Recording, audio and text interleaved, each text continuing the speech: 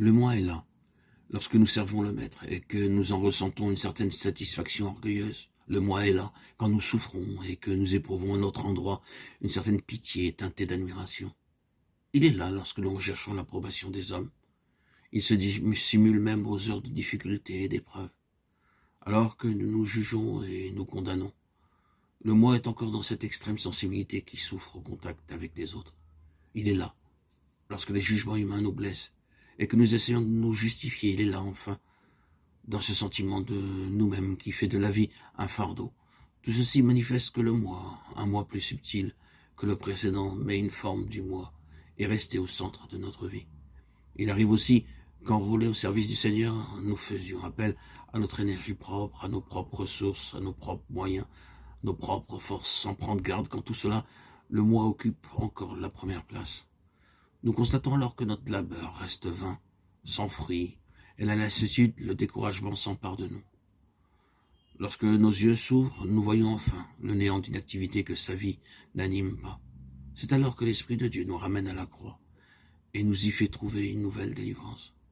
Une délivrance qui, chez plusieurs, a provoqué une transformation radicale de la vie et a eu des répercussions infiniment plus profondes que n'en avait eu l'affranchissement du péché. Le Seigneur met le doigt sur la plaie lorsqu'il nous exhorte à le suivre. Si quelqu'un veut venir après moi, qu'il renonce à lui-même. Ce n'est pas au péché qu'il nous demande de renoncer ici, mais à nous-mêmes. Matthieu 16, 24. Le Seigneur connaît le cœur humain, il connaît cette forteresse où le moi se retranche. Et avec sûreté, sa parole atteint immédiatement jusqu'aux profondeurs de l'être. Le moi, renoncer à soi-même, c'est à ce prix que le Seigneur peut venir demeurer en nous et amener toutes choses sous son empire. Fréquemment dans les Écritures, nous sommes mis en présence de manifestations du moi. N'est-ce pas ici la grande Babylone que j'ai construite, s'écrie Nebuchadnezzar. Je dirai à mon âme, maintenant repose-toi, Luc 12, 19. Décide l'homme à qui suffisent les biens de ce monde. Je ne suis pas comme le reste des hommes, Luc 18, 11, s'écrit avec le pharisien, ceux qui s'imaginent être moralement supérieurs aux autres.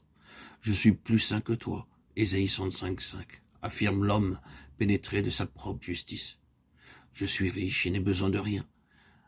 Apocalypse 3, 17, déclare ceux qui sont contents d'eux-mêmes. Moi, j'appartiens à Y, et moi à Z, disent certains chrétiens de nos jours, comme le faisaient déjà ceux de Corinthe, au temps de l'Église primitive. Moi, je suis disciple de Paul et moi d'Apollos. Et l'apôtre leur reproche d'être encore charnel, 1 Corinthiens 3, 1, 4. C'est leur moi qui provoque les divisions dans l'Église de Corinthe. La charte d'affranchissement de Paul, c'est le moi, crucifié avec Christ. Cette prédication de la croix suffisait à résoudre toutes les difficultés des chrétiens de l'époque paulinienne.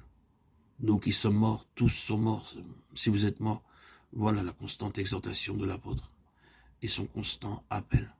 Voilà la note dominante de sa prédication, celle qui ne cesse de rappeler à ses auditeurs ou à ses lecteurs concernant l'attitude à prendre vis-à-vis du péché ou des éléments du monde dans l'Église. Et ceux à qui il s'adressait savaient qu'il vivait ce qu'il prêchait. S'il déclarait avoir été crucifié avec Christ, ce n'était pas pour rechercher en même temps les honneurs ou la première place, bien qu'il eût pu le faire comme apôtre, 1 Thessaloniciens 2, 6.